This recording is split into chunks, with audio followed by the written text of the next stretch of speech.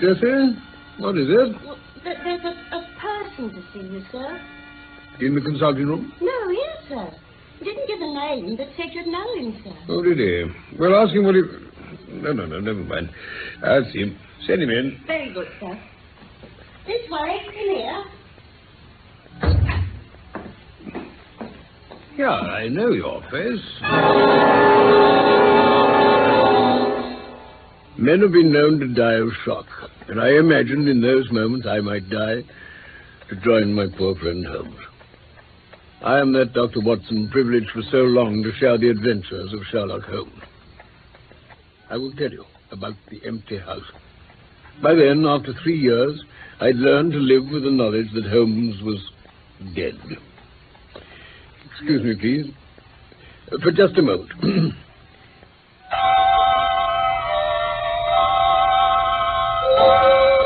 It was in the spring of 1894 that the Honourable Ronald Adair was murdered in London under the most unusual and inexplicable circumstances.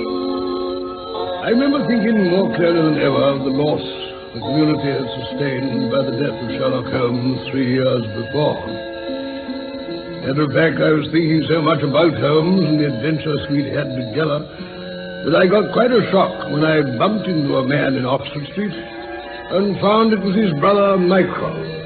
Oh, have a care, sir. I beg your pardon, sir. Oh, it's Mr. Mycroft Holmes, isn't it? Of course, you're Dr. Watson. That's right. It's a good while since we met. Tell me, though, have you kept up your own interest in crime since Sherlock's death? Well, in a way, you know. Usually read up the latest case and try to work it out as Holmes might have done.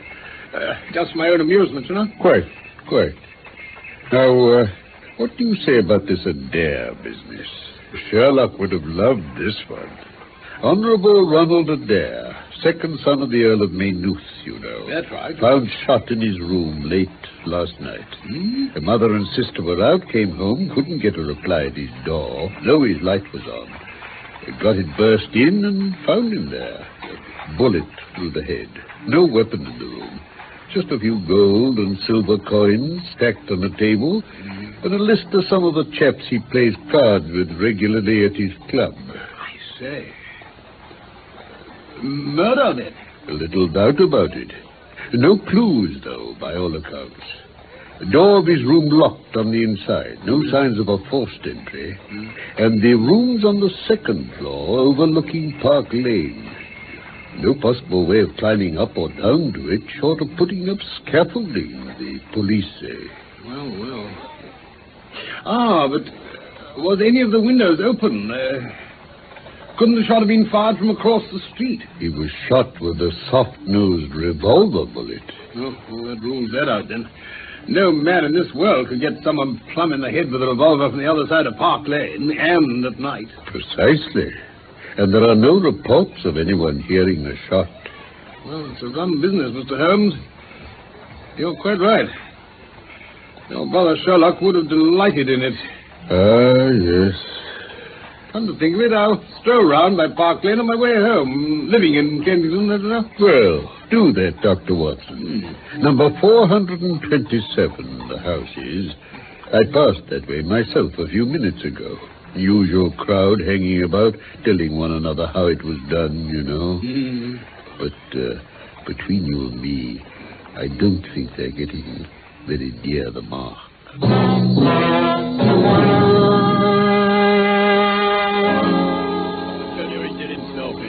Chuck the gun out of the window as he fell to the floor. Go on, don't say nothing here about no pistol found in Park Lane. I say his missus done it. It's always them missus that does it. Shot him through the keyhole. Oh, blimey, I keep telling you, he hadn't got no missus. He lived with his sister and his ma. Here, ain't that right, Governor? Yes, that's right. There you are. So what are you bringing him in here for? Who asked for your opinion, eh? Yeah. Opinion? I wasn't stating any opinion. And you, sir. Now, look here, my good man, let me pass. Here! Look what you're doing. Those are valuable books you've knocked out of my hand. Oh, confound it. I'll pick your blessed books up for you, then. There. And there, sir. Now, good day to the lot of you.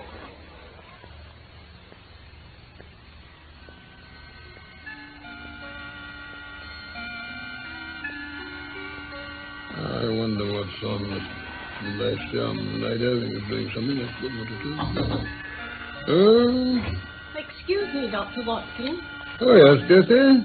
What is it? Well, there's a person to see you, sir. In the consulting room? No, yes, sir. He didn't give a name, but said you'd know him, sir. Oh, did he? Well, ask him what he... No, never mind. I'll see him. Send him in. Very good, sir. This way, in here. Now, sir. Yeah, I know your face. You should do. You knocked all my valuable books out of my hands in Park Lane. Oh, well, that was an accident, and I picked them up for you. What are you doing here? You're surprised to see me, sir. Yes, I am. Well, I have a conscience, sir. And when I chanced to see you go into this house as I came hobbling after you, I thought to myself, I'll just step in and see that kind gentleman and tell him that if I was a bit gruff in my manner, there was not any harm meant, and that I'm much obliged to him for picking up my books. Well, there's no need at all. Still, it's civil of you. Good day. Oh, don't mention it, sir. My little bookshop's just round the corner from you, a corner of Church Street, you know. I see. Maybe you collect yourself, sir? No. Oh, pity. Now, here's British Birds. Oh, lovely book. Bargain price. Then Works of Catullus. The Holy War. A bargain, every one of them. What about it? Well, With 5 volumes, you could just fill the gap on that second shelf behind you there. It looks untidy, does it not, sir? Well... behind you, sir. Oh, yes, I see. Yes. Well, depends on how much you wish to... Holmes! My dear Watson. Holmes! Dear me. He looked as though he'd seen a ghost. Oh, I suppose he had. Just another sip, my dear fellow. Brandy and water. Yes. Well, it seems to work for all your patients, so it should work for you. Oh, Holmes, I can't believe it. Oh, my dear Watson, I owe you 1,000 apologies. No. No. It was inexcusable of me to drop my disguise as dramatically as that. I had no idea that you'd be so affected. I should have prepared you. But, Holmes, you're alive. I don't understand. You went over the Reichenbach Falls, you and Moriarty. Moriarty went over the falls. I remained alive. That was 3 years ago. 3 long years, Watson. But you see, as I stood on the brink trying to get my breath back, it came to me in a flash what I must do. I knew that Moriarty wasn't the only man who'd sworn to have my life. There were at least 3 others. One of them would almost certainly get me off my guard someday. But if the world was convinced that I was dead, they would drop their guard, and sooner or later I could destroy them. I see. My brother Mycroft was my only confidant from then on. Oh, but surely you couldn't... Oh, I owe you another apology, Watson. But you understand I had to stay hidden, as it were, until my would-be assassins were accounted for. And are they? All but one. And he knows I didn't die with Moriarty, so there's no point in pretending further. You mean he's recognized you since then? That's it. Well, Holmes, it's a remarkable business. It's remarkable. And this is about the happiest day of my life. Thank you, Watson. Tell me, where have you been all this time? Oh, I haven't been idle. I was unable to come back to London, where I'm too well known, but I travelled for 2 years in Tibet, looked in at Mecca, and paid an interesting visit to the Caliph at Khartoum. Then I returned to France. There, I learnt that there was only one of my enemies left in London. I came over here at once, found that Mycroft had 221B Baker Street kept just as I had left it. Mrs. Hudson had hysterics when she saw me, by the way. And I was going to look you up as quickly as possible when this Park Lane business intervened. The Adele murder? But what's that got to do with you? What's it got to do with you, Watson? You were conspicuously prominent in that little crowd opposite the house this morning. Well, to tell you the truth, I often like to try to puzzle these cases for myself. Wonder what you'd have done about them, don't you? Brought back the good old days to me. Well, the good old days are back now. I came here to ask for your cooperation again. Oh, like a shot, Holmes. But I warn you, we have dangerous work ahead of us tonight. All the better. What's it about? We'll eat a bite of dinner here this evening. By your leave, of course. Oh, don't worry about that. Then we must take a cab to somewhere about Cavendish Square. Yes? We'll go from there on foot. There are plenty of small lanes and mews. I'm not ready to be generally recognized yet. Hence this disguise, which I think I'll dispense with now. Well, we'll be walking too. To Baker Street. 221B? Almost, but not quite. The house opposite. Opposite. Camden House, you mean? That's it. Well, Holmes, I don't know what you have in mind, but Camden House has been empty for ages. I was past there again only the other day. Exactly. What are we going to do there, Holmes? If I'm not mistaken, we shall be meeting someone. Who? A Colonel Moran. Mean anything to you? Moran, no. No, I can't say it does. Not so astute after all. Got a who's who? Yes, yes. Here we are. Last year's edition, will it do? Capital. Now then, let's see. A-L-L-M-M-O.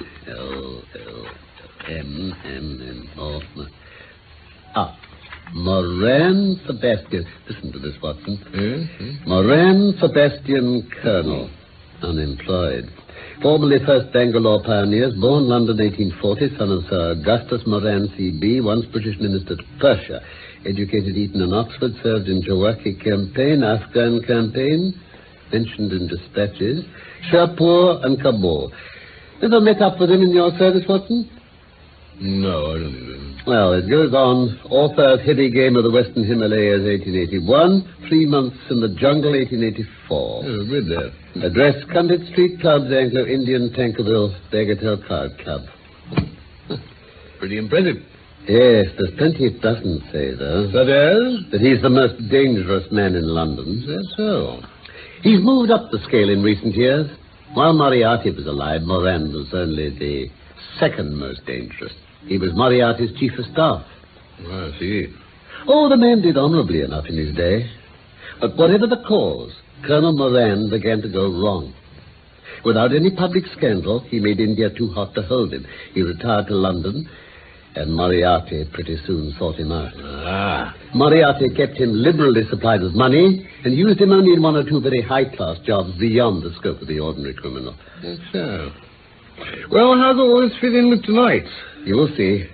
Let it be sufficient to say that Colonel Moran is the one man remaining who'd like to assassinate me the moment he gets his opportunity. For my part, I've been waiting these 3 years for an opportunity of laying him by the heels. But what could I do? I couldn't shoot him on sight. Couldn't you put it in the hands of the police? No, useless. Not a shred of evidence against him. No, Watson. I knew there was nothing I could do until... Until what? Well, until tonight, if you like. What, looking at an empty house? Looking from an empty house, Watson, in the direction of our former humble abode.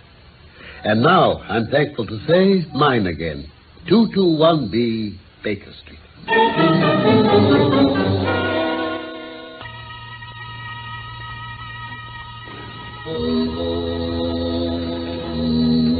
I don't think much of this place. Looks better from outside. Carefully neglected out here, but all the better for our purpose. Shall we have a light, Holmes? No, better not. Don't want to attract the attention of the first constable who comes along. Besides, our friend the colonel might not like it. But Holmes, surely meeting him here like this... What? Oh, sorry, in this place, I mean, say you said he'd stick at nothing. I'd say we're to meet him somewhere in the open, don't you think? Oh, forgive me if I've misled you. We have no appointment to meet the colonel here. In fact, he mayn't even come. But I rather fancy he will. And for heaven's sake, would you mind telling me what we're doing in this musty hole? Because it commands so excellent a view of that picturesque pile number 221B. Now, might I trouble you, my dear Watson, to draw a little closer to this filthy window? Careful. Mustn't show ourselves. Hard for anyone to see us through this. Now, rub a little patch clear where no one will notice. And then tell me whether my years of absence have taken away my power to surprise you. Great heavens, Holmes. Yes, Watson? Your silhouette up there in the window of 221B. Ah, you recognized it. Oh, marvelously done. If you weren't here with me, I'd Well, and you sitting up there against the light. Age cannot wither me, nor custom stale my infinite variety. Oh, no. I must say, it really is rather like me, isn't it? I swear it was you. The credit belongs to Monsieur Oscar Meunier of Grenoble. It's a bust in wax. Oh. It took him several days to mold it. I arranged the rest during my visit to 221B this morning. Well, now perhaps you'll tell me what it's for. Simple. I have the strongest possible reason for wishing certain people to think I'm idling indoors when I'm really elsewhere. Who? Colonel Moran? And others. Members of that charming society whose former leader lies at the foot of the Reichenbach Falls. They would know from Moran that I was still alive. Sooner or later, they believed I must come back to my room. They watched continuously. And this morning, they saw me arrive. How do you know? Oh, I recognized their sentinel. He's a harmless enough fellow, Parker by name, but I knew he would pass the word on quickly enough to his leader. But weren't you in disguise when you arrived? Oh, yes. But Parker knew Watson. I could tell he knew me. But Holmes, this silhouette, it's very fine. It's fine indeed, but surely if I need to keep their eyes on it for long enough, see if it never moves. Have you been keeping your eyes on it, Watson? Well, yes. Yes, I have. Then pray do so for a little longer.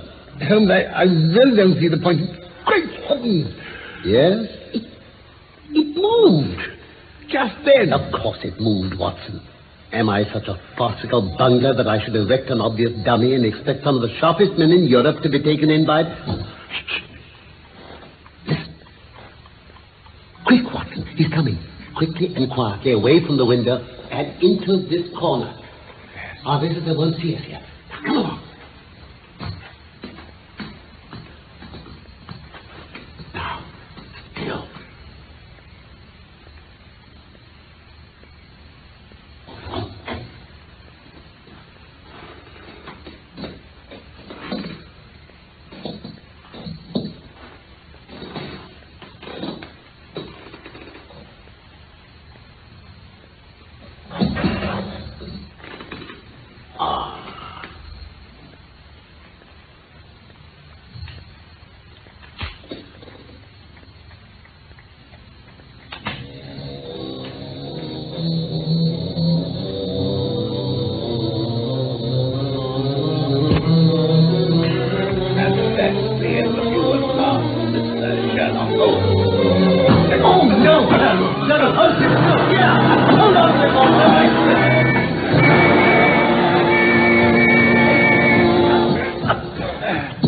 Come on now. Yes. What important? Yes, sir. You'll come quiet now. Good work. Mr. Holmes? That you, Lestrade? Yes, sir. We got your message at the yard, and I asked to be good on this case myself. It's a great pleasure to see you back in London, Mr. Holmes. Thank you, Lestrade. I thought you needed a little help here. 3 unsolved murders in 1 year won't do you, sir. Now, Mr. Holmes. Oh, you didn't do so badly with the Molesley mystery, I grant you. You handled it with less than your usual... That's to say, you handled it fairly well. You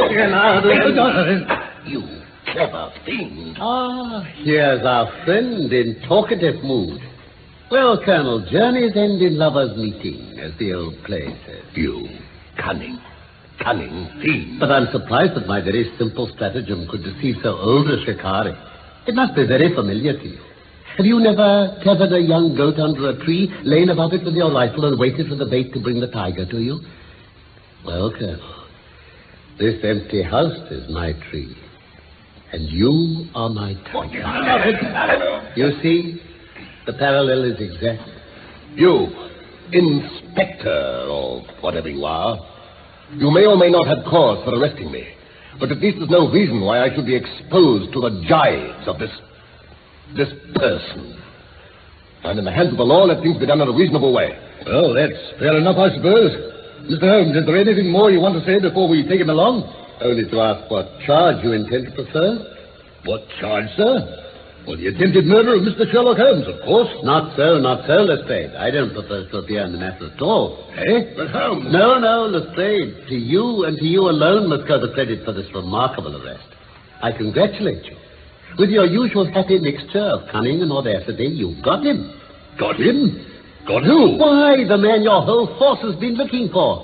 The man who shot the Honorable Ronald Adair through the open window of the second floor front of number 427 Park Lane. Colonel Sebastian Moran. Great. What was the matter? Prove it. No, I'm sorry, Colonel, but I must detain you for questioning. Constable? Right. This way, sir. Take your hands off me, sir.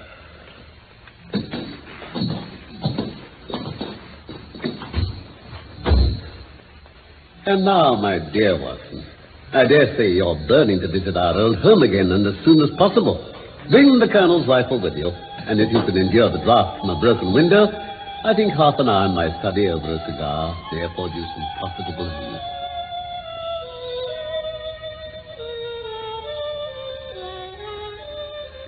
Oh, never mind a bit of broken glass, Mrs. Hudson. I'm pleased to see you're undamaged yourself. Oh, I did just as you told me, Mr. Holmes. Dr. Watson can't make out how the dummy managed to move about every now and then. Perhaps you'd tell him. Yes, come on, Mrs. Hudson. What did Mr. Holmes put you up to? Oh, there was nothing to it, sir. I went to it on my knees, sir, just as Mr. Holmes told me, kept well out of sight, and shifted the figure about a bit. That was it. Here's the bullet, Mr. Holmes. I picked it up off the carpet. Thank you. Must have flattened itself against the wall. Well, Mrs. Hudson, thank you for your valiant assistance. It was a pleasure, sir. Oh, gentlemen, it is nice to have you both back here again. Thank you. Thank you. So now you know, Watson. But hold on a minute. Let's see that bullet. Huh? Here you are. Yes, flattened nose. Soft nose. But it's a revolver bullet, Holmes. Quite right, Watson. But it was an air gun he used. Where'd you put it? Yes, yes. Oh, yes, it's an air gun. But you've never seen one like it before, I'll wager. Oh, I've known of its existence for years. I met the man who made it, a German named von Herder. He was blind, by the way.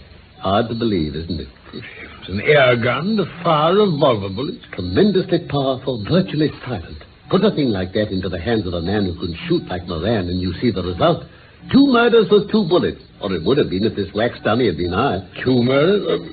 The Adair one as well? Yes. A soft-nosed revolver bullet, the papers said. No reports of a shot being heard. No possibility of anyone having shot so accurately from so far away with a revolver. As soon as I heard the news, I knew my chance had come. All these years, I waited for Moran to do something that would furnish proof for the police and put him out of the way for good. This was it. Then this business this evening was... Exactly. But for my return, he'd no doubt be out of the country by now, lying low with that precious weapon well hidden away. As it was, he decided to tarry long enough to deal with me while he was alive. Well, I see it now. Capital. Except that... Oh, dear. Well, I don't understand the connection with the Honorable Rupert Adair. Ronald Adair. Oh, Ronald Adair, of course it is, yes. Why did Moran kill him? My dear Watson, you read up the reports of the case after you got home this afternoon, didn't you? Certainly I did. Well, then, the card party. Card party? There you go again. What card party? When the late Ronald Adair returned home last night, he'd been to a card party, had he not? Near his body were found several piles of gold coins and a list of names with amounts written against them. Yes. You recall those names? Well, Sir somebody something, and a general, I think. A Colonel Watson, Sir John Hardy, a Mr. Murray, and a Colonel Moran. By Jove. There's room for improvement in you, Watson. Oh. Yes, Adair had been playing cards with Moran and those others. When he was shot, he was working out his winnings. Or his losses. Then what? Here we enter the realms of conjecture. Moran has always been a notable cheat over cards. Perhaps Adair caught Moran cheating and threatened to expose him. Yes. Such a scandal would mean Moran's exclusion from the clubs and the ruin of many of his schemes, not to mention his ill-gotten income. Yes, I think that'll do. Will you accept it? I have no doubt you're as right as you always were. It'll be verified or disproved at the trial.